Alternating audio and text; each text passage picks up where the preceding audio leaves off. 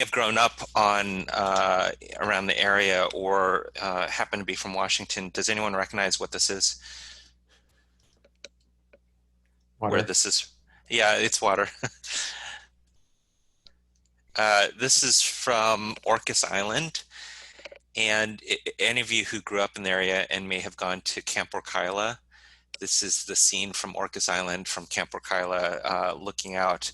Um, this is where you do your campfires and we'll spend time on the beach there. So if you happen to have grown up here, you should recognize this is the view from Camp Orkyla. Um, Thanks for sharing all your experiences and your background. I know that it was a bit of time, but I'm always so fascinated to see how much experience all of you have. And even those of you who feel like you have no experience, you bring so many great questions to the table. Um, let's talk about the idea of mastery and time and experience. People have talked to you probably about this idea that there's a learning curve to everything, right? And people probably have talked to you about the idea of a learning curve in residency and learning medicine. And, this theoretical learning curve looks perhaps something like this, where, on the one axis, you might have mastery of medicine, and on the other hand, you have time and experience. And you may have thought to yourself at the beginning of your very first rotation, whatever that might have been on the wards or in the ICU or wherever, you might have been like at this very bottom part of this learning curve and feeling like you're never going to learn everything because you couldn't even tell where the bathroom was. You didn't know whether it was okay to eat and drink on the wards or whether you just had to go see the patient. Whether it was okay to give Tylenol. And then you probably found yourself on this very, very steep part during your first experience where everything suddenly was coming at you like a fire hose. And towards the end of your first rotation or towards the end of residency, you kind of get to this flatter part of this learning curve where everything starts to feel more comfortable and it's not so overwhelming again. But I want to come back to this idea of a learning curve in a bit, and we'll talk about this idea as we think about learning in evidence-based medicine. Um, I've covered some important information on this graph, but all of you have had enough statistics and epidemiology background to be able to look at a graph and tell some information about this. Let me orient you a little bit and say that these dotted lines here are 95% confidence intervals for this larger, darker line here. So I want you to focus on the darker line here. Can someone tell me, this is from a 2007 study, can someone tell me something about this? What kind of curve this is and a little bit about it?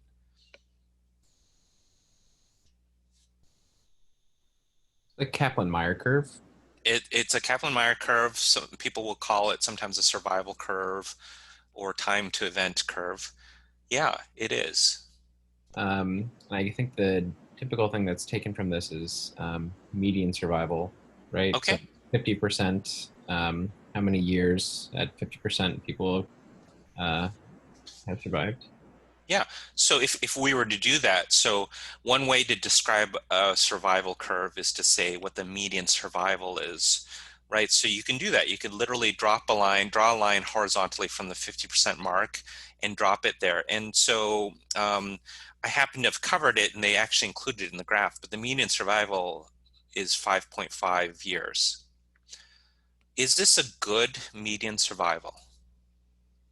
Someone else, just holler yes, no, maybe, what? Maybe. Yeah, was that Jed? Yeah. Maybe. Why maybe? Well, if it was the common cold, it would be bad. If it was metastatic pancreatic cancer, it would be great. Yeah. The answer, if someone asks you an answer in medicine, the answer is almost always, it depends. And the answer is, it depends. It depends. And that's a great example. 5.5 years median survival for pancreatic cancer, metastatic pancreatic cancer would be wonderful, right? And if the common cold were that, then you're right. It's terrible. Or even diabetes, if it were that. So the answer is, it depends. Anyone else want to say anything else about this curve? Any other observations about this curve? Just holler if anything comes to mind.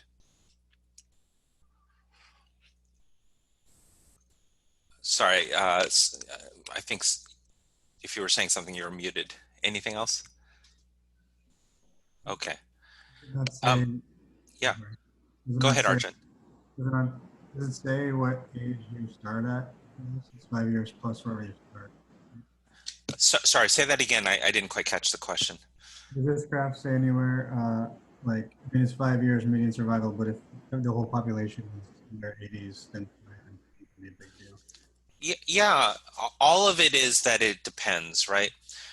Um, does anyone know what these numbers, where it says at risk, these numbers down here at the bottom, what they represent? You may not have seen it. It's not always included in a survival curve. Just patients, right? It's the N. Yeah, so these are the number of subjects still available. Once they've had their death or their end, then they are dropped out. And so as you get towards the end here, you see here 6 is all that's left by 10-year mark. That's why things become very flat, or the steps become very big, because there's fewer and fewer left in the population once they've had their event. Well, the answer was that it depends, right? And so this study here was a study of the survival of 100 systematic reviews. And so what these authors did is they took 100 systematic reviews and looked at them over time and looked to see whether they were still completely relevant, or there was what they defined or described as a paradigm shift or important study that no longer made that systematic review fully relevant anymore. So it's not to say that half the information was quote unquote dead at 5.5 years, but that the systematic review in which it was based on at 5.5 years, that half of them were no longer thought to be usable.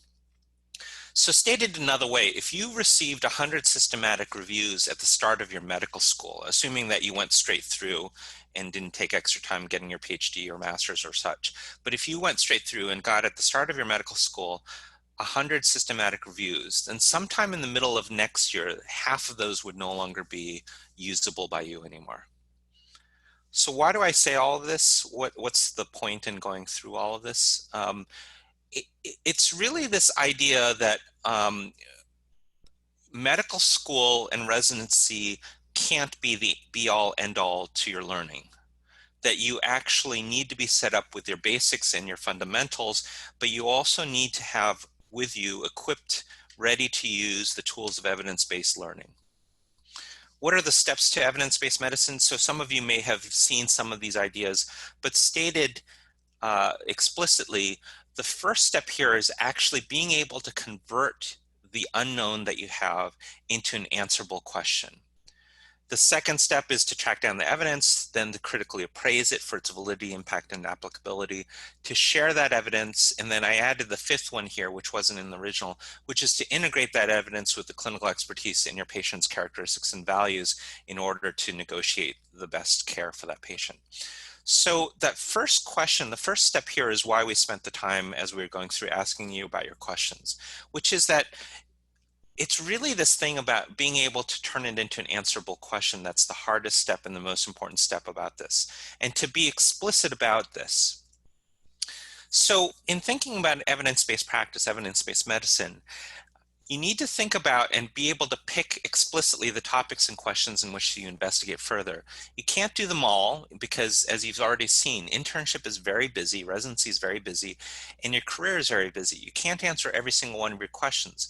But what you can do is create for yourself a system that you can use to capture the questions immediately at the moment they occur to you, and to commit to looking up the answer to one new question about your patients every single day.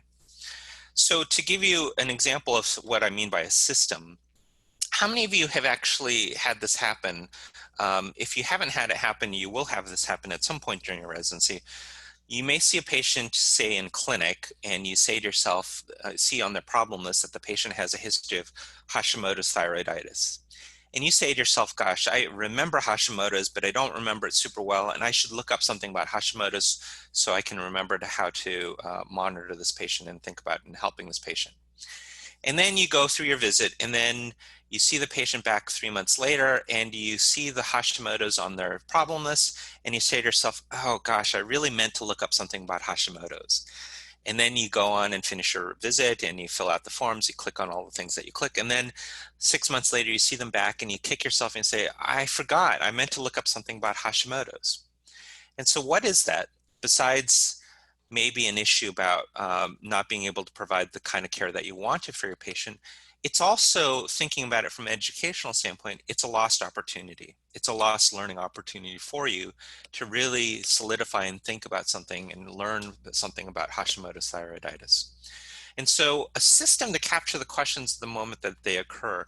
So if you ever have the opportunity to have me as your attending on the inpatient side, one of the things that I do is, as I use my cores list, I don't do what you guys do and fold every single page, but I do have on the back a corner that I put where I put a box for myself. And in that box, I capture the questions as they happen. And so if someone has a patient where they say something about Hashimoto's, I might write down thyroid, just a one-word kind of thing. And then at the end of the day, at a quiet moment during the day, I look at that list, the corner of my cores list, and I actually quietly sort of think about the questions that they trigger for me. And I try very, very hard to this last point to try to commit to looking up one new question about my patients every single day. It's admittedly really hard. It's really hard to do. But this is the whole thing about developing habits during residency, during internship. If you can get into the habit and develop that habit, ideally, I know you all feel, I've heard enough from interns to know this.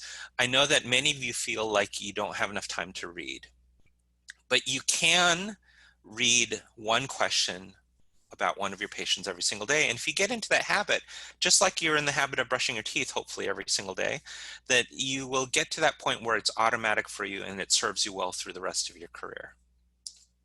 So returning to this idea of a learning curve. So although this curve is drawn in this way, if you think about all those people that you've interacted with in medical school or already in residency who you view as sort of master clinicians or people who are top of their game, really what many of them have in common is this idea that they aren't satisfied getting to a flat part of a learning curve, that they commit themselves to always staying on the steep part of the learning curve. And so how do you do that? You do that by not letting yourself get complacent about your learning and about your habits. And this is this whole point about getting into the habit of learning something new every single day about your patients. I'm going to pause there for a second and see if anyone has anything from chat or whatever that they want to ask. Okay. I'm just curious. Yeah, go ahead. Do you use a primary source when you're looking at these questions, or how do you, I mean? Yeah, how do you find the answers to that? Mm-hmm. Emily, save that question because we'll get to that in a little bit, at least about some ideas of tools to use for that. So, but please do hang on to that question. But I think reading and hearing your question, I think you're wondering also partly, if I'm putting words into your mouth, how do you do that when you're really busy? Is that part of your question? Right. Yeah. I think the short answer is it's not easy, but I think that we're going to hopefully go through some ideas of ways to try to make that a little easier for you. All right.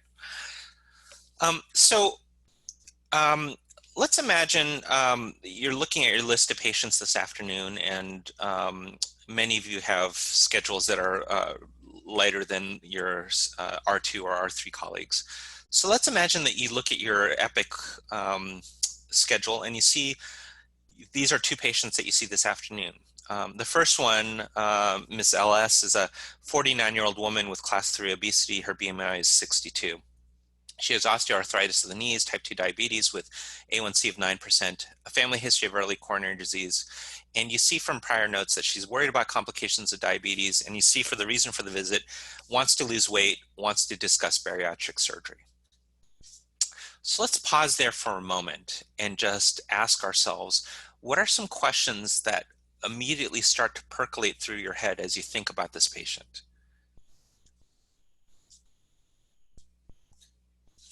She already tried to lose weight on her own.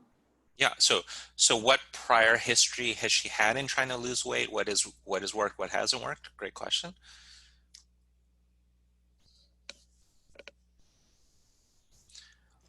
What's the efficacy of? Oh, go ahead. No, you go for it. All right, appreciate that. Just to Kellen, delve can I into. put you on hold for 1 second? I'm sorry, my son is calling me. I just need to just take this real quick. Sorry about that.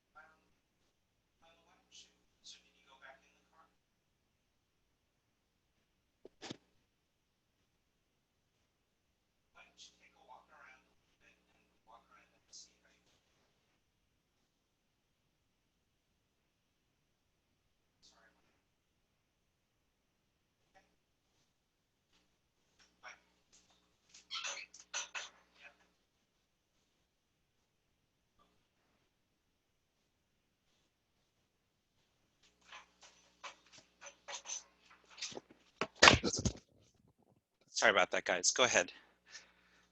Other Oh, questions that come perfect. to mind? Well, I guess the question that I would want to ask myself and the patient is why want to pursue bariatric surgery? Is it because of personal like health reasons, or is it for the obesity, or is it for the diabetes, or is it for the OA, that kind of stuff? So wanting to make sure that you understand the motivations and what specifically that this patient is trying to improve. Yeah. Other questions? Other broader questions that you're wondering about, sort of like about the clinical issues involved? I guess I'd also wonder um, if there was like a paper describing like the efficacy of bariatric surgery in different populations and like what this patient could actually expect from that. Right. So actually trying to understand outcomes in terms of some of these things, what the patient's, how it matches the patient's expectations. As you think about that question, sorry, I don't know who asked the question, but as you think about the question, what in particular in terms of the outcomes might you be interested in? I think a patient-centered focus would probably be like weight loss for patients, and then I'd also be thinking about what happens to patients with diabetes after bariatric surgery. Do they see a drop in their A1C? Any let's see, and then also looking at complications of the surgery and seeing if there's a risk-benefit discussion to be had. Yeah, great. No, really great questions. Any other questions that come to mind? Along those same lines, with the bariatric surgery in patients with diabetes, what's the probability that they'll maintain that weight loss after surgery, and how many regain, versus are there other ways in diabetics to, I guess, promote sustainable weight loss, which if anyone has some, I'm willing to listen, would love some great advice for my patients. Yeah, no, for reals. Yeah, all really good questions and all similar to the kind of questions that I had as I thought about this patient. So similar to some of your questions, thinking about this question about effectiveness on improving diabetes control or reducing diabetic complications.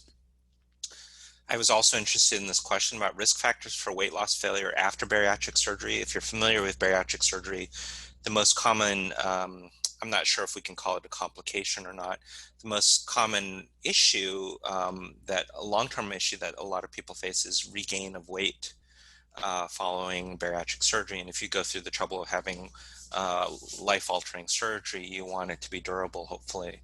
What's the evidence that pre-bariatric surgery weight loss? So a lot of insurers will require a certain amount of weight loss in order to have weight loss surgery, which seems a little paradoxical, right? Like if they're having trouble losing weight, what's the point of, why do you make people lose weight ahead of time? But there is actually evidence that pre-bariatric surgery weight loss is predictive of post-bariatric surgery success. And then to this question about what are the diets best proven to have durable weight loss, whether or not you have bariatric surgery or not, what are the diets that are best proven to have that durable weight loss? And you can think of any number of questions. And so again, the point here isn't to think of the specific question, but this idea that even as you're seeing patients, as you're formulating ideas of patients, as you're sort of starting to create the disease representation, problem representation, as you're thinking about patients, you're also doing this in the context of creating questions and this sort of idea of using questions to trigger the way you think about searching for answers for your patients. Let's take the second patient here and talk about this patient, Mr. SL, who's 62 years old, who has long smoking history and elevated PSA, neuropathy, and hyperlipidemia, who expresses an interest in quitting smoking. Any questions that come to mind? Sorry, my cat walked in the room and opened the door mysteriously behind me, and I wasn't sure if a ghost came in or not. Any questions that come to mind about Mr. SL?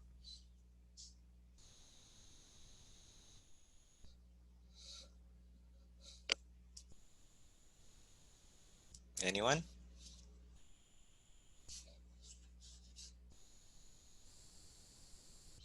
Maria, any questions that come to mind about Mr. SL? I mean, I guess I have questions about whether or not he's tried to quit smoking before, whether that's been successful, how long he was able to stop.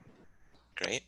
So past history is very important thinking about future decisions. Yep. Michael, any questions that come to mind about Mr. SL? Maybe if he's given any thought to like how he'd be interested in quitting smoking, and then we can think about the different methods we have available. Yeah. So as you think about different methods, what do you know? What do you know about those different methods? What are the different methods that you might offer to the patient? So there's always like our part, just counseling with like motivation interviewing. Mm-hmm. That we can do over the long term. There's nicotine replacement, and then there's therapies like varenicline and bupropion. Yeah. So yeah, if you think about the options, thinking a little bit about those various therapies, so counseling, nicotine replacement, bupropion, varenicline. So there's at least sort of multiple different options. So you might wonder a little bit about those options head to head, one against the other. Any other questions that come to mind? Can active smoking cause a elevated PSA in itself without implying like prostate cancer? Ooh, interesting question. Is there a relationship between smoking and PSA? Any others? I'd be interested to hear about his neuropathy, how long it's been going on, what it's like, if he has any vascular symptoms as well. Yeah, is that actually a manifestation of small vessel vascular disease? Yeah, good question, good point.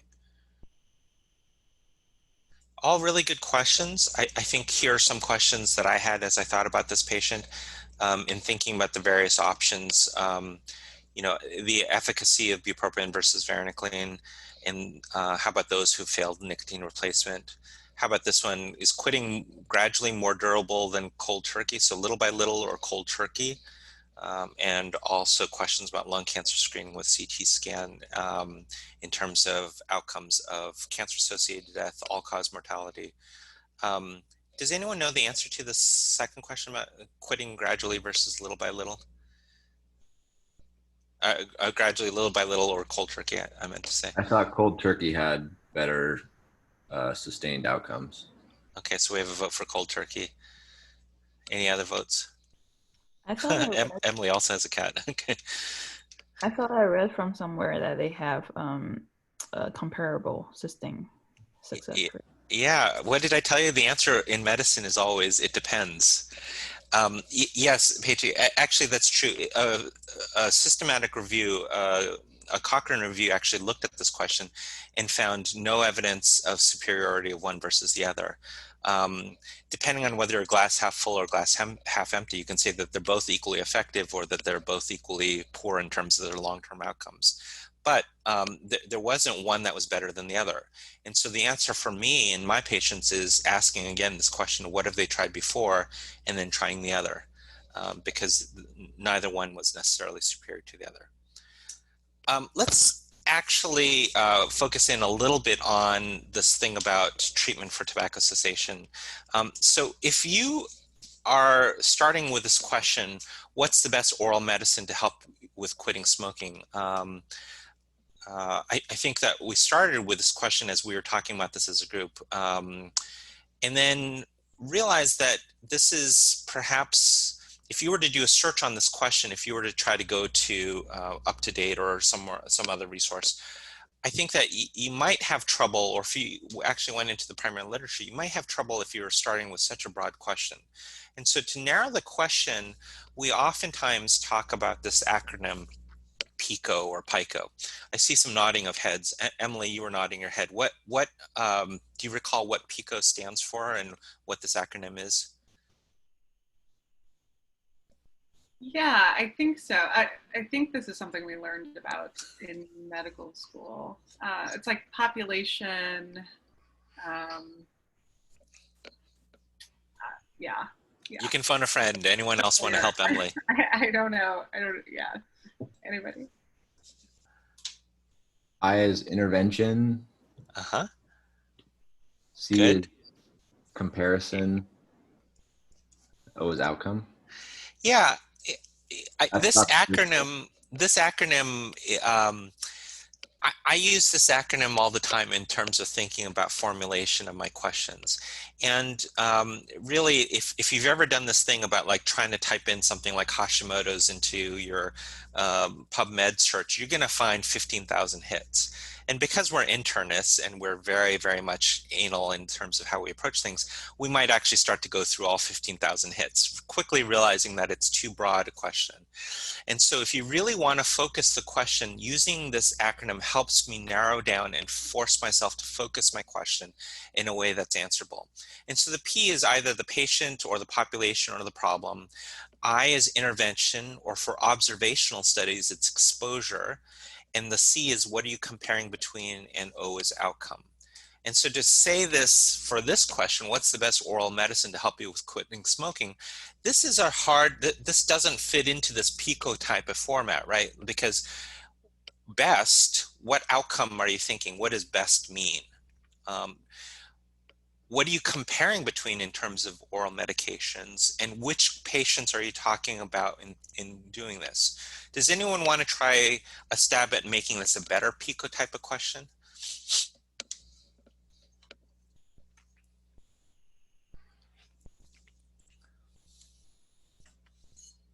Daniel, how about you? I was going to start with the P in the population. So I was thinking, what is the population that most benefits from oral medication for smoking cessation? Okay. Anyone else want to try to stab at turning this into a PICO type of question?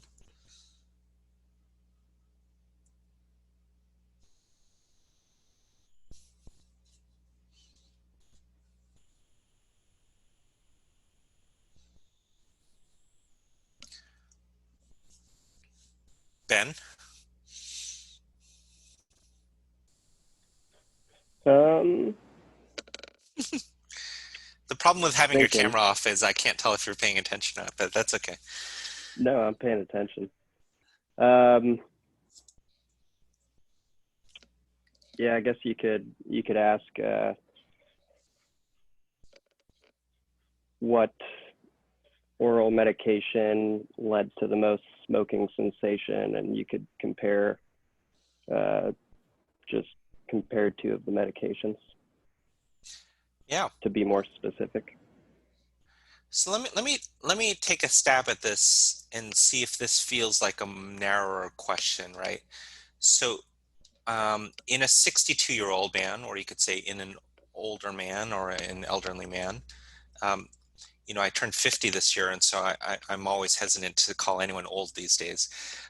With 50 pack years of smoking, is bupropion more effective than varenicline to increase abstinence at 6 months?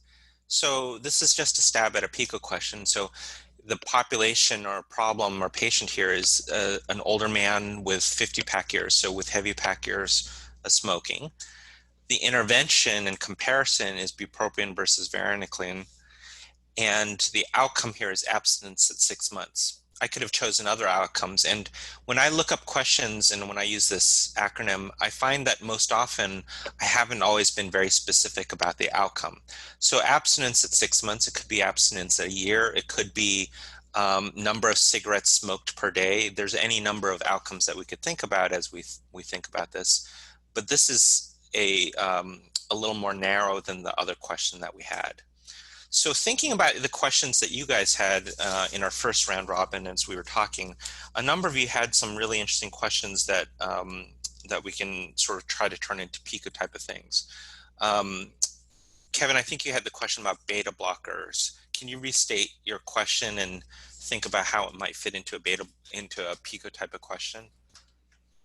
Yeah, so for older women with a history of remote MI, is there benefit on overall survival for continued beta blocker use after 3 years versus no continued use?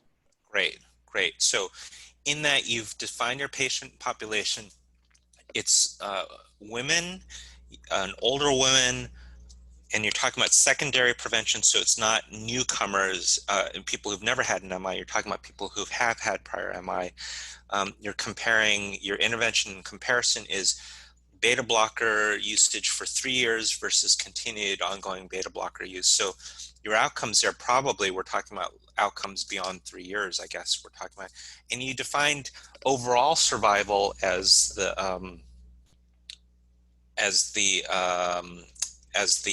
outcome that you're interested in. And then there were a couple questions about triglycerides. Sorry, I don't recall who had the questions about triglycerides. But does someone want to try to restate their question about triglycerides into a PICO type of question? Yeah, I had one of them. I can say in patients under age 35 with fasting triglycerides above 700 and no family history of early heart attack or stroke, is statin better than lifestyle modification in preventing cardiovascular outcomes before age 60? Yeah, no, great questions. And then Daniel, were you the one about something about hepatitis C, right? You had a question about hepatitis C. I had a question on hepatitis B. Oh, B, sorry. Can you remind me of your question? Yeah, it's pretty. So a patient that presents with isolated core antibodies. Oh, yes. In the setting of not seroconverting from a positive surface antigen, what is the indication for HCC screening as well as for repeat vaccination or a vaccination? Yeah, yeah. So you would define your patients very narrowly in having this particular serologic pattern, and the intervention that you're considering is HCC screening. And you may want to be more specific or less specific depending on your search of whether that includes ultrasounds alone, ultrasound and or a CT scan. And then the outcomes you would want to look at include like maybe HCC incidence or overall survival. So great questions. So how do we find the answers to these questions? So to Emily's question here about like, how do you actually find the answers? And more importantly, how do you find the answers in a way that works in the flow of your care of patients when you are all very, very busy and working super hard? So I'd like you to, if you can, if you have a laptop, to go ahead and open up your laptop, or if you are able to like open up another window on your laptop, to type in the following addresses into your browser. So hsl.uw.edu. If you are having trouble accessing offline, like since you're not at UW, resources that the library has, you can use the second link there, which should give you access. It'll ask you for your UWNet ID, and it should give you access to all the library resources. But that first link there, HSL, which stands for Health Sciences Library.uw.edu. So if you go ahead and open up that window, go ahead and click on the left side there, then there should be something called Toolkits and then Care Provider. And then what I want you to do is bookmark that page. If you've gone ahead and done so, just give me a thumbs up so I can see that you've gone ahead and done so. I know some of you are still, it looks like some of you are still working on it, but go ahead and open up this window, and you should have a window that looks something like this, right? On a regular browser, I don't know what it looks like on the phone, but on a regular browser, it should look something like this. So hsl.uw.edu. And then this is toolkits at the bottom there. It might be on the left side here. Click on this care provider toolkit and bookmark that page. Before you go there, there is a link up here, I've circled here, called Ask Us. And so I want to pause for a second here and mention that our health sciences librarians are really super friendly and very useful, and can help you with things related to searches. So if you are doing a research project, for instance, and need help creating a search strategy for your research project, or need a way to help learn about online resources such as tools for managing your references, the librarians can help set up meetings with you and can help do that. They can also, if you're really having a particularly hard time finding an answer to a clinical question, they can help you do some of that search, or they can help you identify resources for some of those. But let's go on and say, this is what the Care Provider Toolkit should look like. And so if you click on this page, you should find here some information here. And so these links here, we're going to do an exercise in a second, but these links here should all be found under Find the Evidence. So down below Find the Evidence, you should see these things: PubMed Clinical Queries, Cochrane Libraries, BMJ Best Practice, TRIP Database, and others. And then I'm going to also ask you to use Dynamed, which is over here in the middle column. So those two columns should give you these point of care tools. And what I'd like you to do, we're going to divide you up in a second into several small groups. And what I want you to do in those small groups is actually take a clinical question. I'll give you some suggestions of clinical questions if you don't want to use the ones that you discussed this morning. But I want you in your groups of 2 or 3 to actually take your clinical question and use some of the tools that I've shown here on the left. And using these tools, it's also linked, it should be linked on the same Microsoft Teams link that Whitney sent you, this document as a separate PDF file if you want to use that instead. But this spreadsheet here, I want you to think about these questions. Did it answer your question? How easy and quick was it to use? Does it link you out to primary sources like primary articles? How current is it? Is there a date shown? Does it grade the evidence somehow for you, and will you use it in your practice?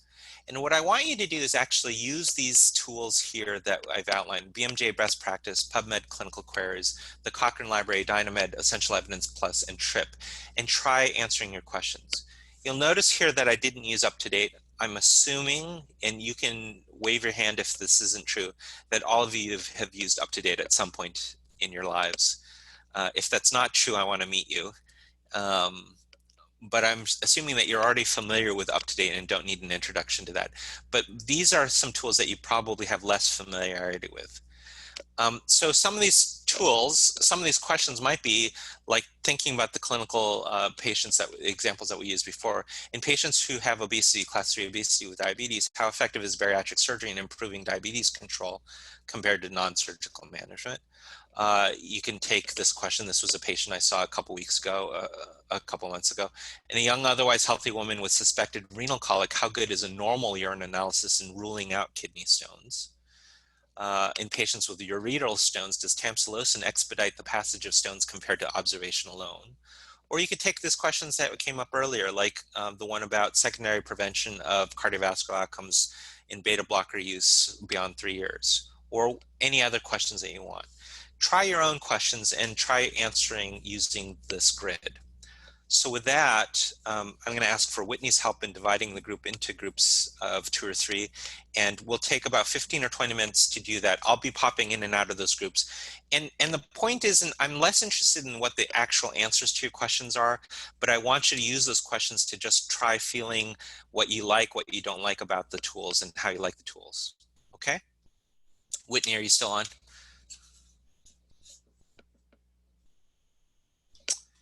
If not, I can, let's see here.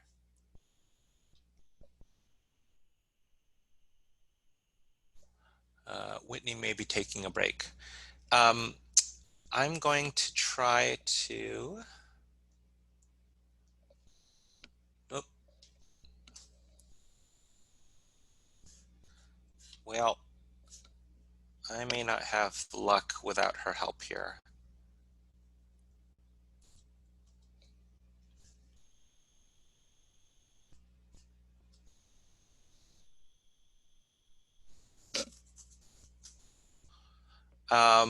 Well, that's okay. So why don't we, if Whitney's not able to help us out, why don't we go ahead, if you want to go ahead and start working on some of these tools, you can feel free to go ahead and turn your volume off, but go ahead and try using some of these tools for the questions, and we'll do it individually rather than in groups.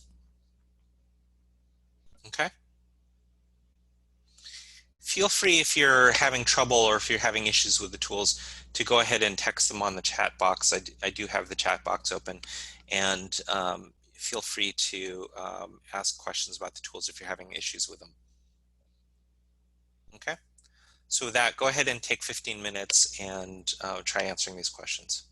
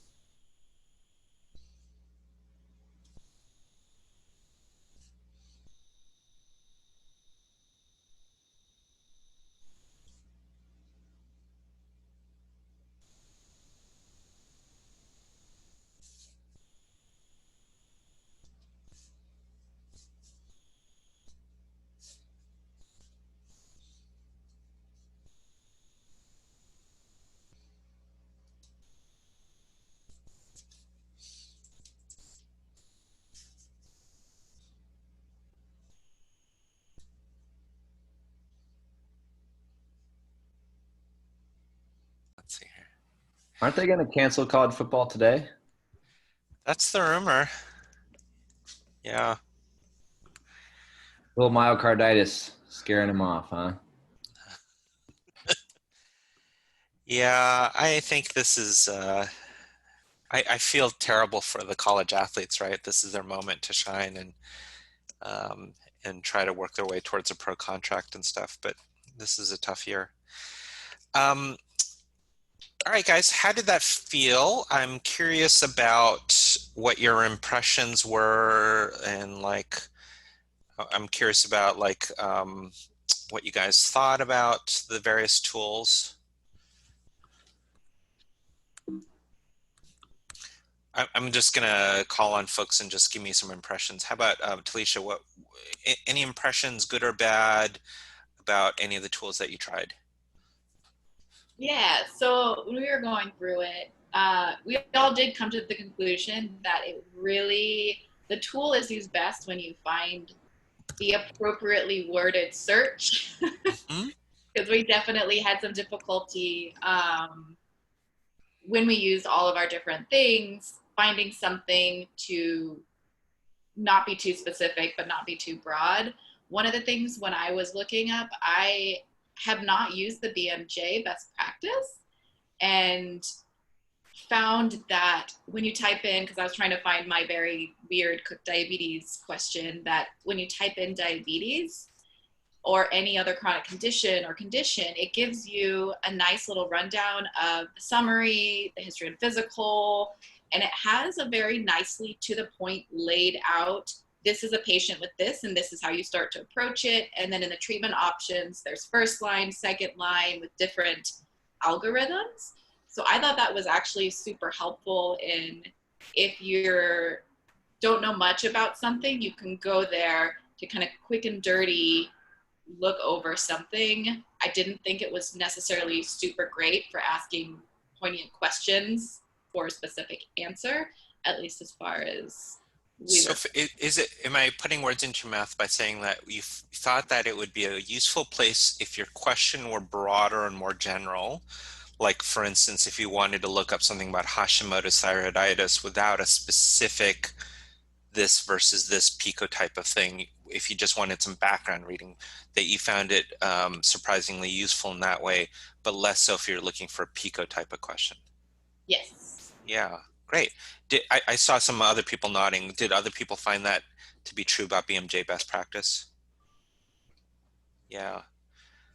Other reactions to some of the tools? Did anyone try PubMed clinical queries and have an opinion one way or another about it?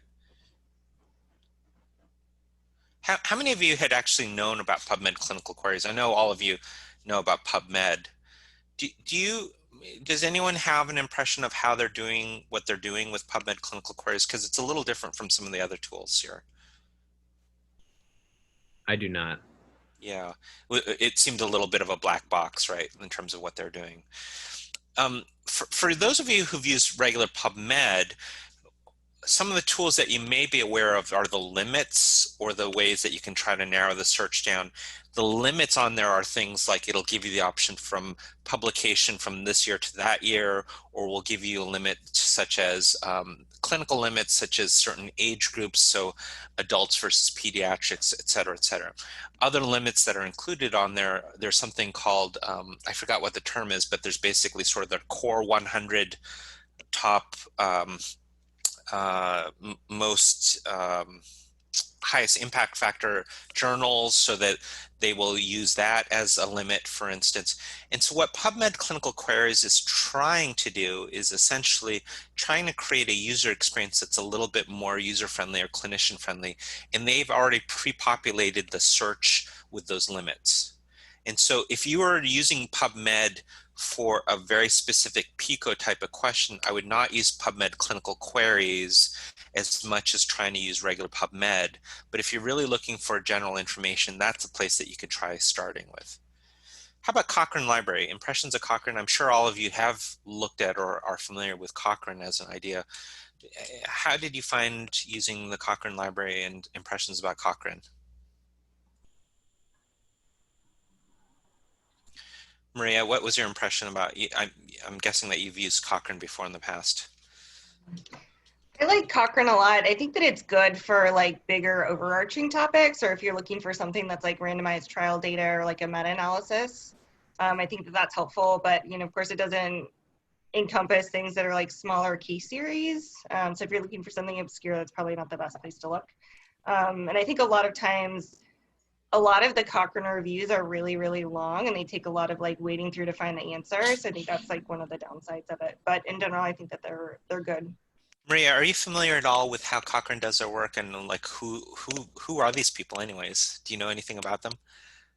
I know just a little bit about them, and just kind of the way that they grade their evidence and put their studies together. But Yeah. I think that they're all under like grants. They do more like national data research. Well, so the Cochrane group is essentially a small group based out of England, and what they've essentially done is create a set of rules. And they've said, if you are going to play by our rules and have a review listed under our group, here are the rules which you must follow. And that's why they all look like they do. They're 20 pages for the medium-sized summary, and they're like 90 pages for the full summary, because they're very strict about how you play by their rules, and they require you to do all these things like grade the evidence and have these very, very specific ways in which, if you're going to do a meta-analysis using Cochrane, they want you to do the meta-analysis.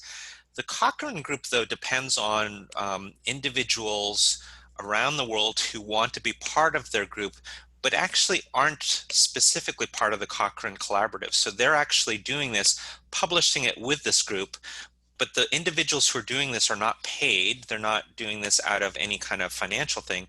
And so what you find is that if there's a question that they have looked at, it's oftentimes very good.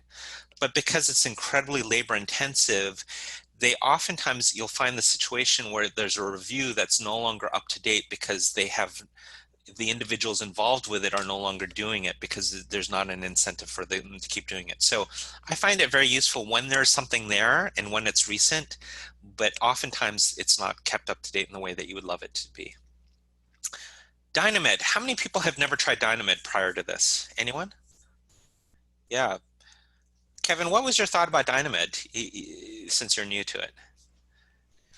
I thought the grading of evidence was a real strength of Dynamed for my question that I entered. I was able to find at least listed grades of evidence for if that beta blocker should be used post-acute MI. My struggle with it was actually getting to the primary article and where those recommendations were coming from. It was more links to guidelines recommended from societies rather than me finding an easy answer to the primary source. Yeah, I think that's a fair criticism of Dynamed, that their tendency is to go to the clinical guidelines that societies have put forward rather than to the direct evidence themselves. Did you like Dynamed? Let me just put it that way. It was quick, easy to use, and it got me to an answer. But I would feel more comfortable knowing where that answer is coming from. Okay. Anyone love Dynamed? I am a Dynamed groupie. You're a Dynamed groupie. Yeah, Mac. Interestingly, part of the reason I include Dynamed in this, not only because I think that it's a useful foil against UpToDate, is that about 6 or 7 years ago, UpToDate, for those of you who are not familiar, for a while was virtually a monopoly in this market, and UpToDate charges user fees based upon the number of physicians or number of providers who are using their tool. And because of the WWAMI collaboration, and because we provide the library resources throughout our WWAMI collaboration, they were charging us millions of dollars for licensing fees. And essentially, our license was, with UpToDate for a while, was about a third of the library's budget. And so there was a risk that UpToDate was going to go away. And so for a while, we were really pushing hard on Dynamed because it was a cheaper alternative. Interestingly, Dynamed used to look a lot different. Dynamed has over the years become more like UpToDate in its appearance, which is one of the good and bad things about Dynamed in my mind. I liked Dynamed because it used to be a little shorter and a little less wordy. And I find that it's starting to look a little bit more like UpToDate these days. Just a parenthetical story. When I was a resident many years ago in 1997, UpToDate was around then, but literally it was a CD-ROM sent to your institution and we got it every other year.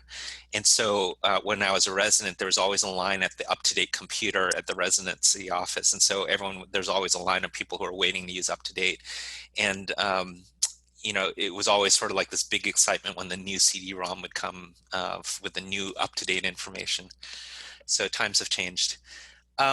Essential Evidence Plus, anyone love Essential Evidence Plus? Anyone hate Essential Evidence Plus? I see a lot of neutral looks. Or TRIP, did anyone try the Pico feature under TRIP? Yeah, what'd you think, Shiv? Yeah, I tried that out. It looked super cool. It was cool that the Pico feature allows you to kind of ask a very specific question. It didn't work for me. So yeah. I would have to, I think, play around with how to best use the Pico tool and be maybe a little less specific in my entries. But when I broadened the search, I was able to get to an answer pretty quickly.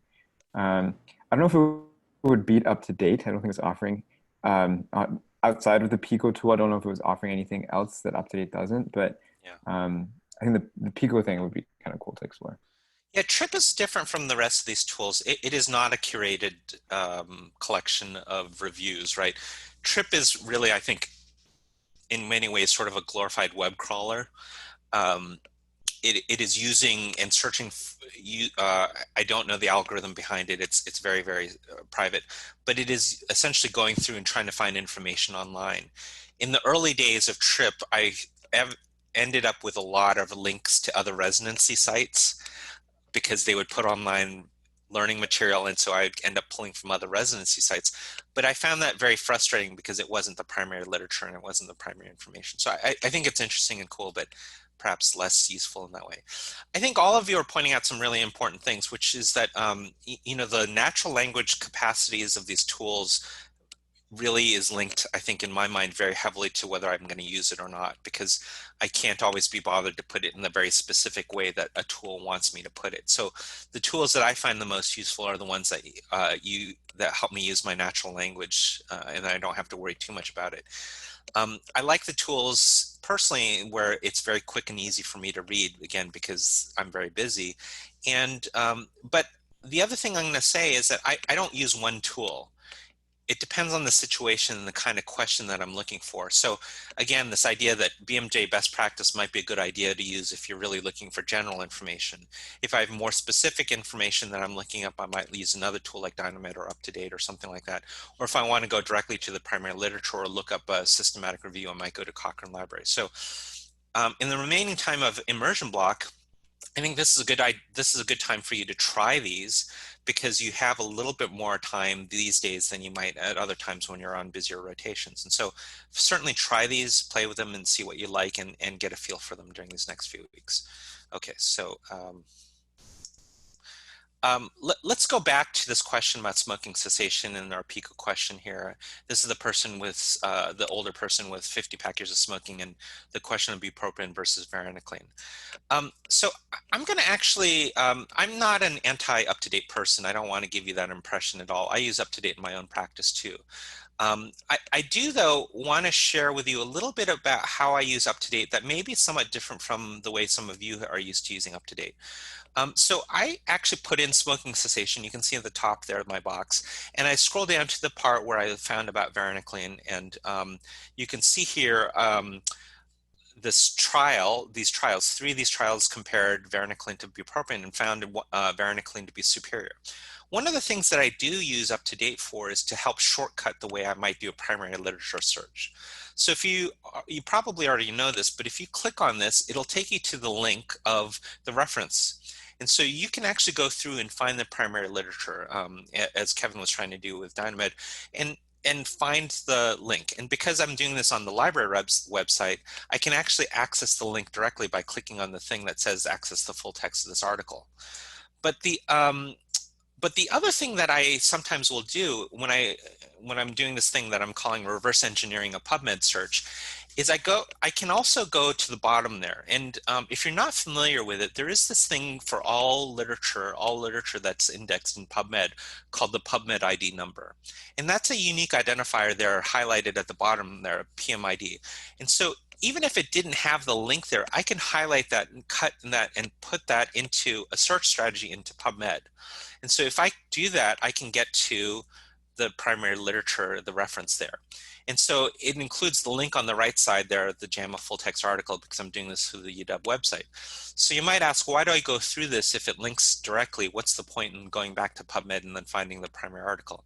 Well, I do that not because I'm interested in that, but I'm actually interested in using the power of PubMed to look to see whether there's anything new and more up to date that's come since then. And so here's an example where actually when I reverse engineer the search and underneath there, it'll give you similar articles or the citations that cite that article.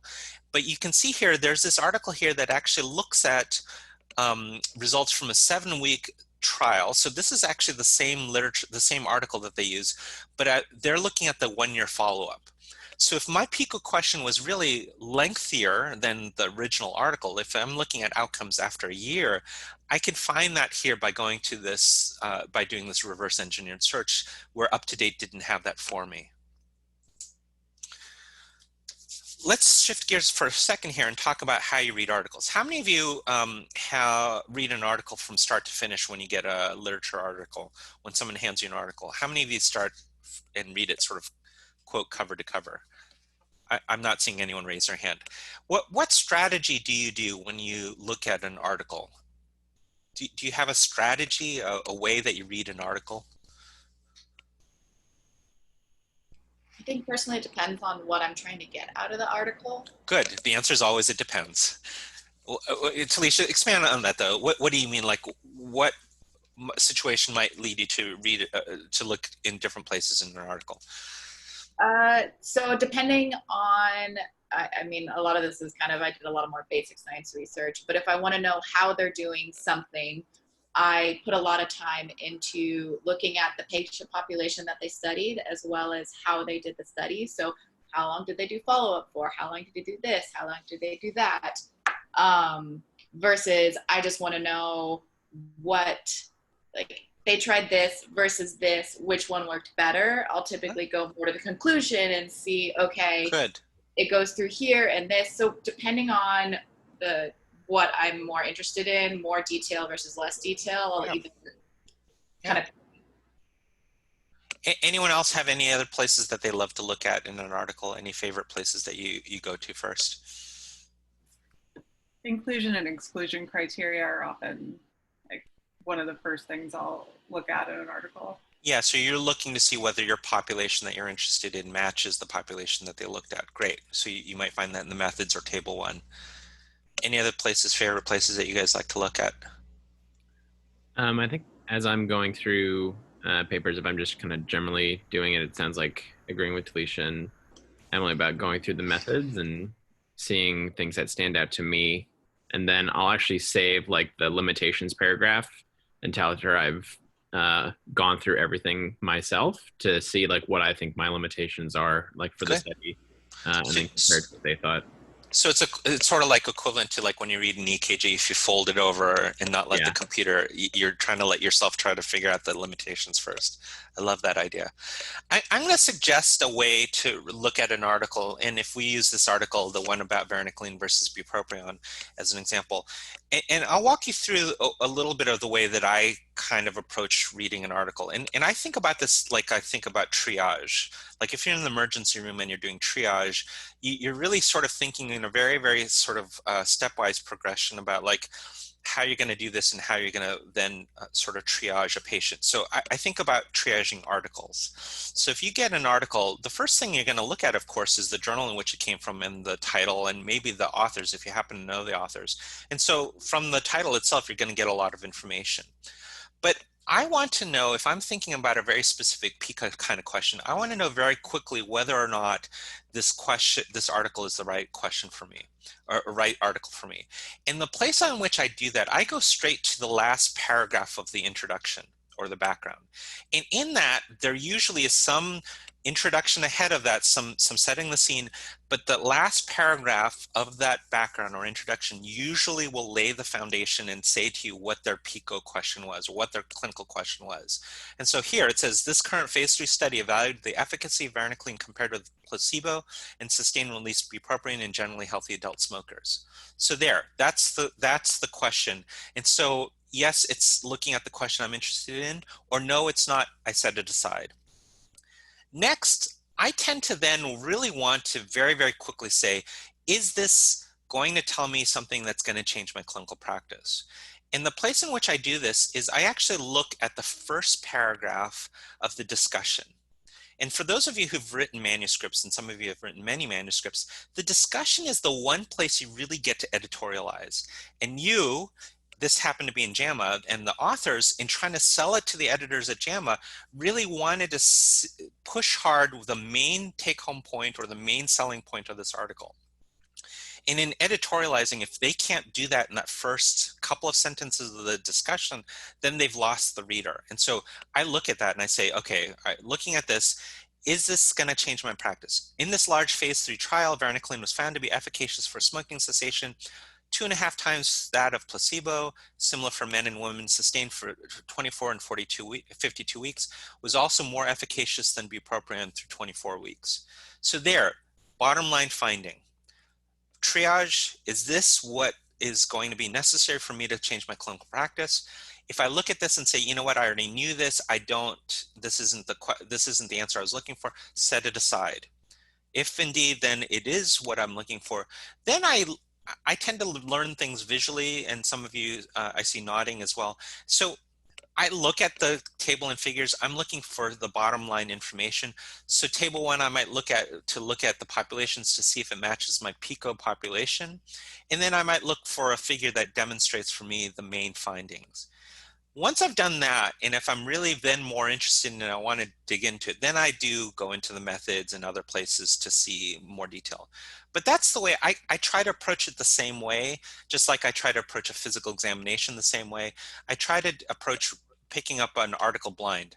And sometimes when I attend on the wards, I'll do this exercise with you. If I attend with you, I'll hand you an article and we'll say, I'm going to give you 3 minutes. Tell me all the information you can do in 3 minutes. And you'll be surprised at how much information you can pull out of an article in just 3 minutes. I think if you try that exercise, I think you'll see that in that short period of time, you're going to get a ton of information about an article. You're not going to get the subtleties, but you're going to get a ton of information about that article. All right. There happens to be a Cochrane review about this question. And so if you're curious about the question, the Cochrane people found that the pooled relative risk of varenicline versus bupropion at 6 months was 1.39. And so the outcome that they were looking at was abstinence at 6 months. So can someone explain to me, what does a relative risk of 1.39 mean? Like, how would you explain that to a patient? Kellen, how do you explain that to a patient if you saw this number and were confident in the number? Well, relative risk, you really can't interpret it unless they're knowing what numbers they're extrapolating that relative risk from. Absolute risk is a lot more intuitive. Okay. I wouldn't be able to report this to a patient without looking at the hard data. Yeah. Does anyone want to take a stab at it? I totally hear what you're saying. I'm being oversimplistic here, but does anyone have a way that they might try to translate this into plainer language than 1.39? I feel like whenever I look at relative risk, I think of 1 is your average. That's kind of no difference between you and anyone else. And the higher the number, the more likely. So like 1.5 would be 50% more likely for it to happen. So I would say with the relative risk of 1.39, that you're, 40% more likely to have X, Y, or Z. Yeah, I think, yes, that's probably the way in which most people will interpret this. And this is the way that this gets reported in the common press most often. So relative risk reduction or relative risk increase or those sorts of things. I think I hear all of your hesitation in that statistics oftentimes compresses a ton of information into a single number. And whether it's reporting things like number needed to treat or relative risk, you have to be very careful about how you interpret this data for your patients. But that said, that is the common way in which we would say this is you could say this is about a 40% higher chance of abstinence if you use this versus that, knowing that it's compressing a lot of information. All right, I'm going to push forward here because I want to make sure to leave enough time for you guys to have a break. This is off the coast of Ketchikan. This was a Alaska cruise we did a couple years ago before we knew that there are petri dishes for coronavirus. And this is, we were on a whale watching tour, and we got to see a pod of orca. That's a juvenile orca, and back there ahead of a parent orca or an adult orca, and on the bottom there it's catching a seal. Let's shift gears and talk about another point of care tool in which many of you may have some experience. How many of you use mobile applications on your phone for helping you make decisions at point of care? Just raise your hand. I see most of you. How many of you don't use it at all, or philosophically don't, or don't have a phone that allows you to do that? Anyone? All right. Just by show of hands, does anyone use anything different from iOS or Android? Anyone? Everyone's using one of those, right? How many of you use iOS, so an iPhone or something like that? And how many of you use an Android? Okay. I'm going to show you some examples of mobile apps, and we're going to talk about mobile apps. I'm going to use, as demonstration, I'm going to use iPhone as my demonstration, not because I'm trying to sell iPhone products or anything like that. It's just that's what I have. Most of the tools I'm going to show here have equivalents in Androids. There's one or two exceptions I'll tell you about specifically. And I want you to actually, as we go through this, I'm going to emphasize mostly free applications. I'm also going to share with you some UW specific resources that are licensed to you as a UW person. I'm going to show a couple that have a small fee, and I'll mention them. I don't have any conflicts of interest. I don't get paid for any of these. But as we go through this, I actually want you to think about this: the conflicts of interest, commercial content, and things about like the point of view of the app. And if it's free, how's it supported? How many of you use, for instance, let's take an example of like Epocrates. How many of you use Epocrates? It's a common application. Yeah? How is Epocrates paid for? Why is it that you don't have to pay for that app? There are lots of ads. Okay, there are ads, so there's advertisement support. In my very first smartphone, which was a Palm Pilot-based smartphone, I would get the daily emails from Epocrates saying, are you interested in knowing about the most expensive, newest Floxin or whatever, which if you say yes, then we would send you an article about it. That was the early days. So advertisements support some of it. Any other ideas of how Epocrates works in terms of how it makes money? Quick question. Just a quick question about Epocrates. I've been really struggling for the past few days, like figuring out whether Epocrates is available as an app. Is it just online that we have a free access to? Good question. Do any of you know the answer? I don't actually use Epocrates myself, so I don't know. I thought it was just an app. I've only ever used it as an app. Yeah. How do we get access? You just type Epocrates into the App Store. Does that not show up for you? No, I have the app downloaded. I just don't know how to access Epocrates once I have the app on there. It seems like you need an account that you have to pay for, and that there's nothing through UW that's offered. Yeah, you shouldn't. There's a free version. You shouldn't have to pay for it. I can. Okay, I'll do some digging. I can help. Yeah, we'll play around. Sorry to derail. Before you do, let's ask this question though. Like, how is it that Epocrates is making money? Like, okay, so there's a paid version, so don't do the paid version, Shiv. Anyone else have any other ideas besides ads how Epocrates makes money? So, yeah, go ahead. Subsidized by corporations in some way? Yes. Do you know who owns Epocrates? It's Athena, isn't it? Yeah, Athena Health owns Epocrates. What is Athena Health? An EMR. It's an EMR. Yeah, so one might wonder, why does an EMR own Epocrates? And so there was a lot of questions about when Athena Health purchased Epocrates, what their motivation was. You'd have to ask them. I've actually emailed Epocrates to find out more about their model, and they sent me many emails afterwards saying, well, that's proprietary, but if you're interested in learning about how to buy Athena Health for University of Washington, we'd love to talk to you. To which I laughed at them and said, if you think that I controlled our EMR system, then you're sadly mistaken. But how does Google make money on you? How does Yahoo make money on you? How do any of these free places make money on you? How does Facebook? What's that? Selling our data. Yeah, absolutely. So you are considered, you might not think it because of your student loans, but you are considered high value targets in terms of advertisers. So if you read the fine print of all of these quote unquote free apps, many of them are selling your data. If you've ever wondered why it is that you're getting all these advertisements for various medical things and how you ended up signing up for those, it's when you clicked through and said yes to the application. Many of them are selling data as ways of making money on you. And we're going to talk about a very specific example in a moment. So Shiv, before you go ahead and click on that, just think of that and consider that as you think about whether that's worth it for you. How does the application keep up to date? How's it maintained? I've done this talk for probably 6 or 8 years, and I can tell you that I've had to get rid of half a dozen or so applications because they're no longer up to date and kept up because the developers have stopped using them and those sort of things. And how does it fit into your workflow? I'm going to show you a bunch of apps, but it may not fit into your workflow to pull out your phone and in front of a patient sit there and pull up something on your phone, and that may not be the right workflow for you. Or you might find that, yes, you can do it as an app, but really doing it on a desktop is a better workflow for you. So all of that is to say, try them and see what works for you.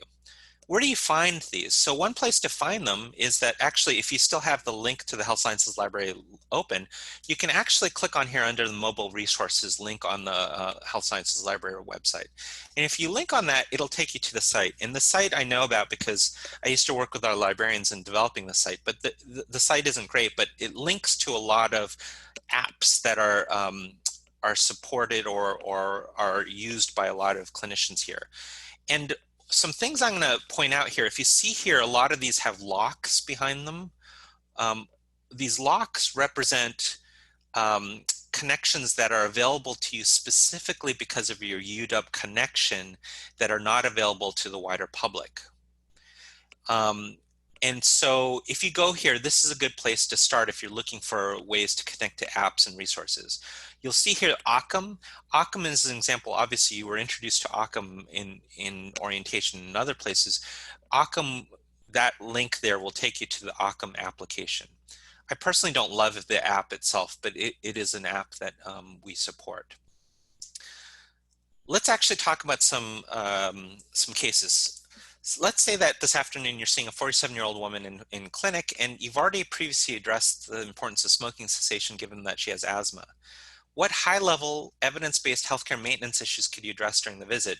You're really interested in looking at high-yield, well-proven studies to support your clinical practice. What apps have you guys used, or what apps are you aware of that might help you do this?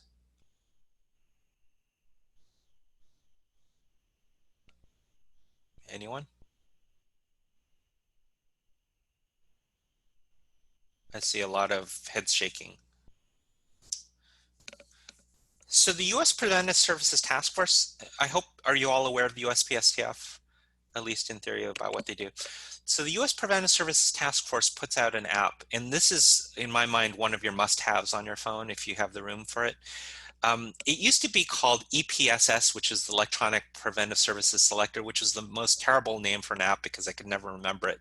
And finally, they ponied up and bought the rights to the USPSTF name for the app.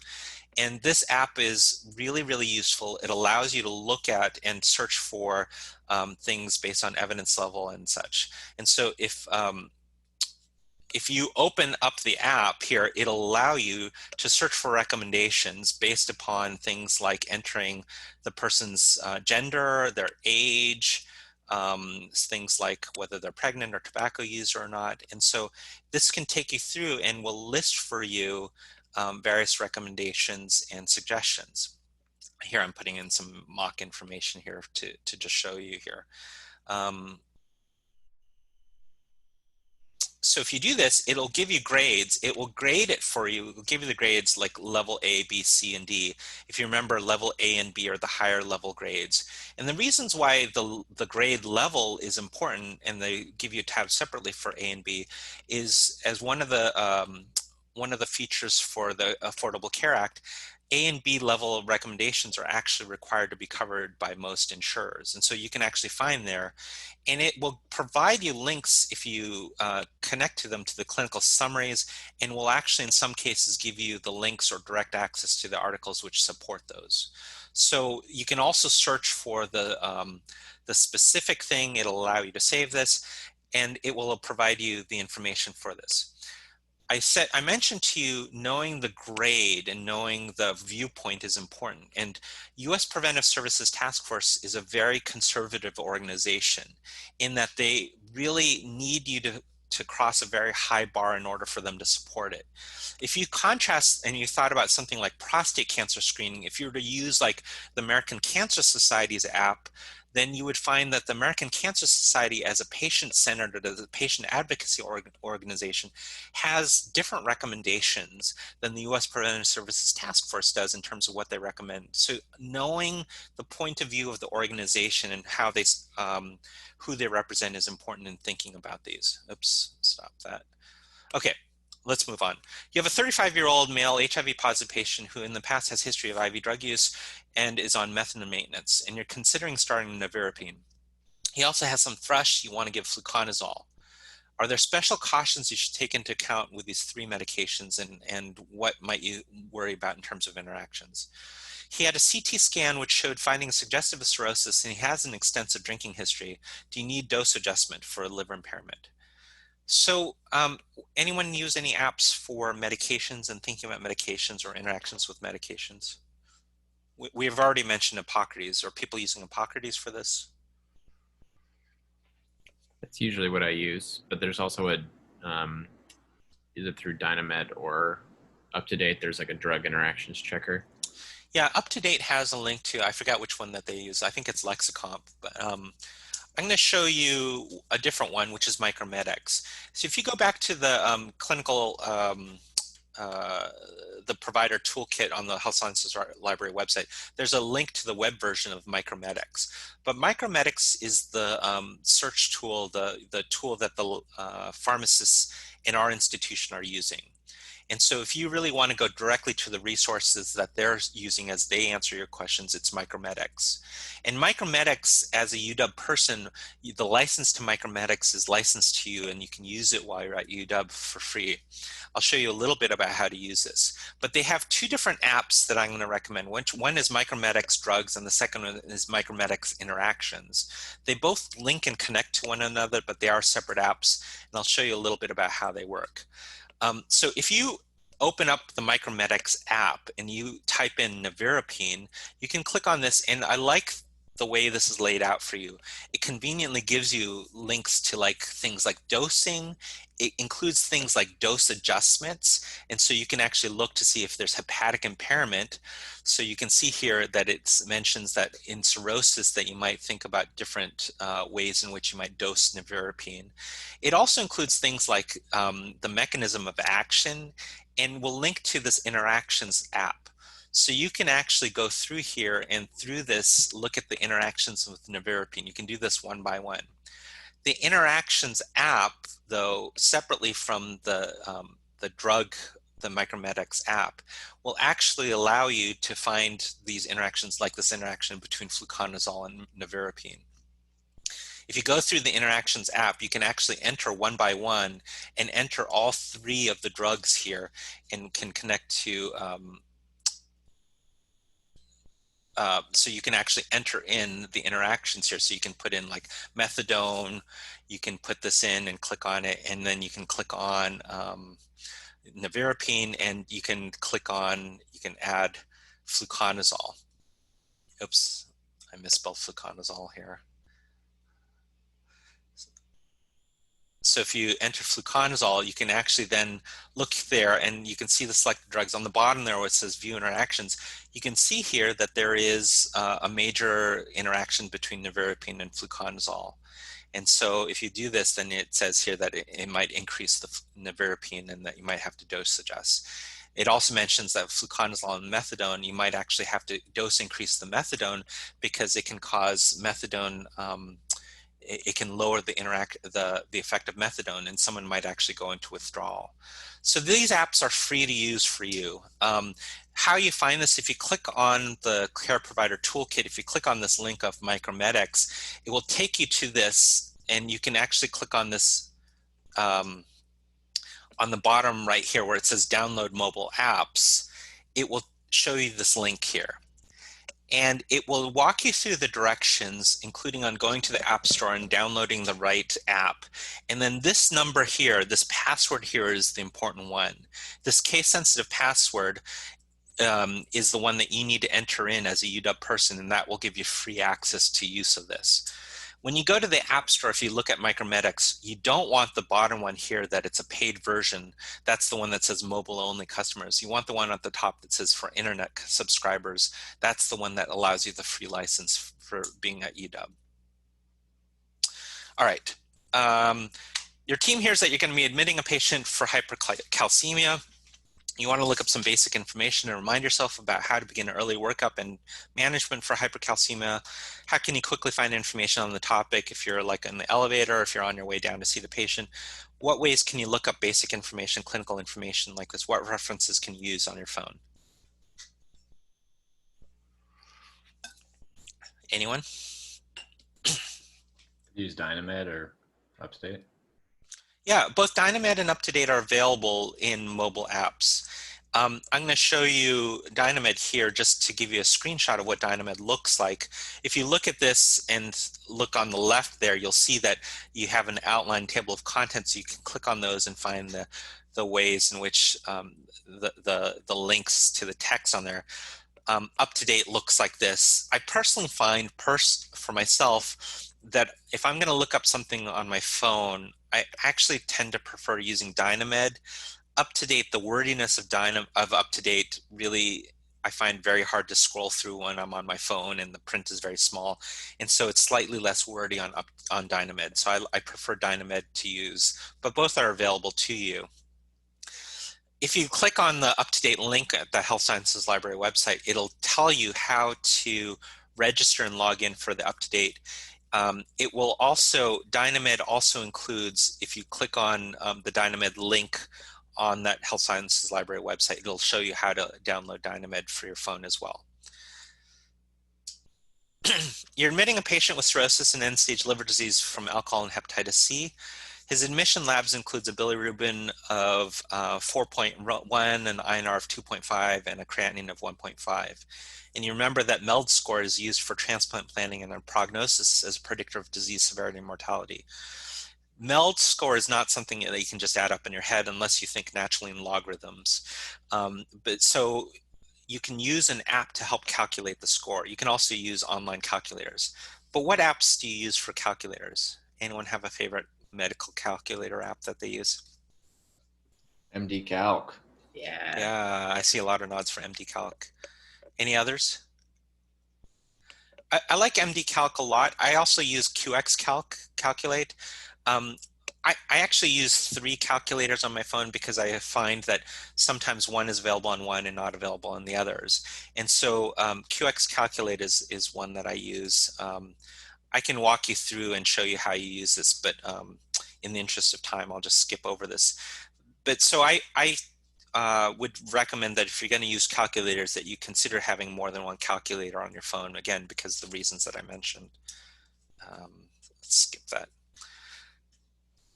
A 70-year-old man presents to your clinic with 2-week history of painful ulcerations on both lower extremities. His only past medical history is Hep C. His chief complaint are the leg lesions that you see the leg lesions that you can see are vesicular with tense bullae. How do you start to build a differential diagnosis? What tools do you have? Visual diagnosis. Yeah, Visual DX. So you may know Visual DX. It is also on the Health Sciences Library website, but you can actually do this on your phone. If your phone is short on memory, I don't recommend that you download it because it is a memory hog. It takes a lot of room to download all the pictures onto your phone. But you can put in there clinical information like the patient's demographics. You can put in there things like the location of the skin lesions, where they are on the skin and on the legs. And then it will give you images of differential diagnosis, and it nicely divides it up into consider it first and the full list. And so you can go through this and scroll through it and identify images that might look similar to the image that you're looking for. And if you call a dermatology resident, I guarantee you that they're using this app on their phone as they are doing your consult. So you might see in lichen planus, you might actually see these images and scroll through and identify whether they look similar to the lesions that you're looking at. Nicely, it includes a ton of information, including how to treat it, what it's associated with. It even includes things not so interesting for you, like the ICD codes and those sort of things, and also things like patient handout information as well. So this is a ton of information. I think of this as basically like up to date for dermatologic lesions. And so I go straight to this for any derm stuff at all. Okay. The first patient that we talked about comes back 2 months after your clinic visit and follows up for asthma. She's had 2 asthma admissions and 3 ER visits in the last 6 months for asthma flare-ups. She's paying for her medications herself, and you suspect that out-of-pocket costs might be contributing to her infrequent refills of fluticasone, Flovent. Is there a resource to help you identify cost-saving options? Anyone? GoodRx. Yeah, who said that? I didn't see. Is that Mac? Yeah. GoodRx. Tell us about GoodRx.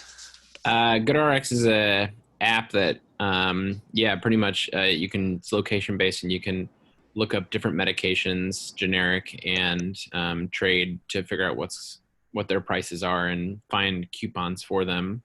Yeah. So the key point in what you said, that what I really like about it is that you can actually set your current location. It's geo locating resources around here. How many of you are aware that fluticasone, Flovent, out-of-pocket costs, even with the discount, is around $250 for a prescription of that? Right? It's expensive. It gives you links to coupons, so patients can get coupons based on this, and you can actually download those or send those to a printer, or you can use the online versions to provide patients with a coupon for this. I'm going to go back to my original question and ask you, though, how is GoodRx making money? And who is paying for GoodRx, and why are these available? Does anyone have any idea?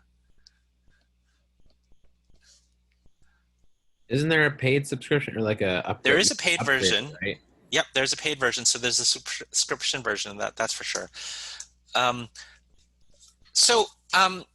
It's very opaque, and if you try to investigate this, it's really hard to look into this answer.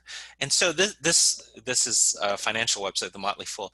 And so GoodRx, so this website actually pointed out, besides being very opaque, it does make money on advertisements. But this is important. The majority of the company's revenues stem from fees it collects from pharmacy benefits managers that work on behalf of insurance companies to negotiate drug purchasing prices. So behind the scenes, what you may not be aware of is that not only are there pharmacies, but there's a layer of a group, these pharmacy benefits managers that are behind the scenes and that really control the flow of drugs and how they're priced behind the scenes. So GoodRx is trying to shortcut that and negotiate with them and work with them directly. There is also this piece, which it turns out that they're selling data as well.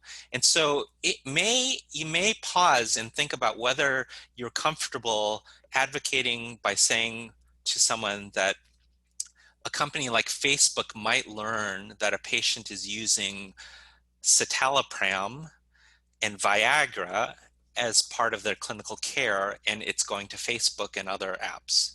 So just reason for pause as you think about this, and understanding again this idea that nothing is for free. It does save money for patients, but it is important to understand behind the scenes. All right, I'm gonna very quickly show you a couple last things.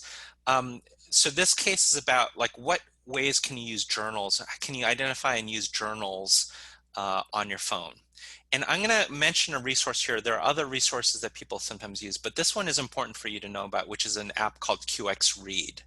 And so the reason I like this app and want to mention this is that there's actually a link on here that allows you to use as your institutional access. You can identify and log in using your UW-NET ID, your institutional access as a University of Washington person. And you can put in here things like personal information, et cetera, about your background. But you can also put on here things like which journals you want to follow and which journals you want to track. So if you go in here, so you can go in here and identify, for instance, you can look up like things like the New England Journal of Medicine. And if you click on New England Journal of Medicine, you can actually find links to articles and information. And so this, as connected at University of Washington, you can connect here and find an article that might be of interest from the New England Journal of Medicine. So I picked this one, this randomized trial of multifactorial strategy to prevent falls. And so it pulls up this RCT about fall prevention. But what's really cool about this, what's really interesting, is that it will actually link directly to the PDF file. And so you can actually pull up the article directly as a UW subscriber to everything that the UW library subscribes to. So a cool way of doing this, very well, you can email it to yourself, you can copy it. So it's a way of, while you have mobile access, having all these links available to you. There are other links like Journal Club. I don't love Journal Club because it's a paid thing. Journal Club, though, is a popular one that a lot of people use. It's a kind of a wiki page of people who've done some reviews of articles. And it's only as good as the reviews that the person does of it, but it is a resource that other people have used. I'm just going to mention, if you haven't already, if you use Epic, I'm going to mention Haiku, the app that's on your phone. The reason, and there are plenty of ways that you can get information about how to download this on the phone. The reason I mention this is because, among other things, I think it's super important for a couple reasons. One is that you can very quickly look to see who's on your schedule for later today. But it's for this reason, I think it's the primary reason that I really do recommend it. So if you pull up this patient encounter here, this is someone that I'm seeing in clinic. There is this camera icon next to the patient's picture. If you click on this, it allows you to take a photograph of an image. So a rash, an ulceration, or something like that you want to put into the chart. It directly takes that photograph and puts it into the Epic chart and bypasses your memory on your phone. If you've ever done this thing where you photograph something, email it to yourself, you cut and paste and put it in your chart, the compliance people will tell you that's not considered HIPAA compliant, because it then can go to iCloud or whatever the equivalent version is and is no longer protected or no longer under protections that are considered necessary. Doing it this way bypasses it entirely, and you can do this in a way that's HIPAA compliant. There is a way to access Orca directly on your phone. I really don't recommend it, but if you're in a pinch, I can talk you through and I can send you links on how to do this.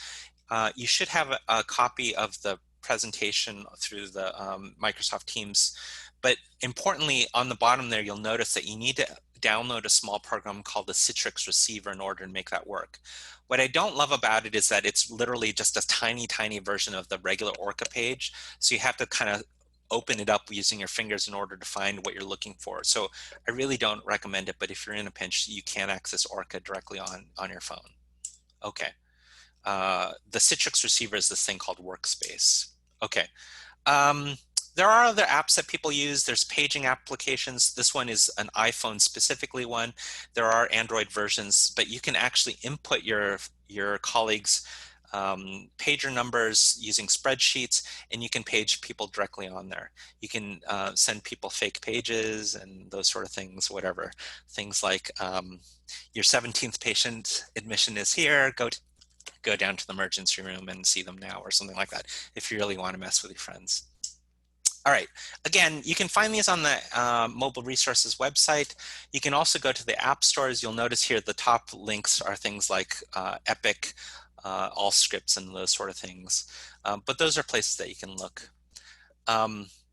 This website, I don't love it, but it is a website, imedicalapps.com, that does reviews. These are user reviews of these. you might look at this and wonder, probably not wonder, how they're supported. They're advertiser supported clearly. It's really hard to find the articles on and the reviews on there, but you can find them on there, but they're advertiser supported. But if you're looking for reviews of apps, this is a place that you can try to start with. Okay. If you have any other apps that you love, please either include it on the chat, send me an email, or you can shout it out now. I would love to hear about them because I update this talk regularly for you guys, and I want to make sure to include the latest, greatest apps. But if you do have an app that you love or you discover, please let me know about them so I can help share them with the rest of your peers. Any other comments about apps or thoughts about apps or ideas?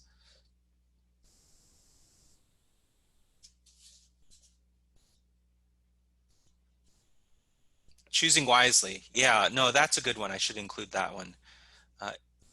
If you're not familiar with the Choosing Wisely group, they're a group that's obviously considering cost issues as part of their recommendations. Any other favorite apps that people use? One last comment. I feel compelled to mention this. Do think about your phones and as fomites and infection vector risks. I know it's not something that we oftentimes mention, but your phones probably should be sanitized on a regular basis. There are studies that have compared them, and they are dirtier than toilet seats in terms of the number of germs on phones. So please do sanitize them regularly as you go in and out of rooms. And resist the urge to pull it out while you're in your gowns and your masks and all that sort of stuff, because then you're breaking the sanitary barrier. Any other comments, recommendations for apps, anything else? You just use hand sanitizer, or do you use one of those? You use a wipe. The hand sanitizer, the gel stuff is not so good. If you ask the ID people, Paul Pottinger uses one of those UV phone soap kind of products. They're all over the internet. I think it's more than anything, just be aware of it and think about it. And you know, whether it's an alcohol-based wipe is what the Apple company says is allowable on their phones, or Clorox wipe is okay, as long as it's waterproof. Good. Sorry to run a little long. I think that you guys probably have a few minutes to stretch your legs. Whitney, do they have something else coming up? They have something at 11, but take a 10-minute break. Okay. Thank you all. At 11:07. Thanks for your attention, guys. I really appreciate it. Thank you. Thank you.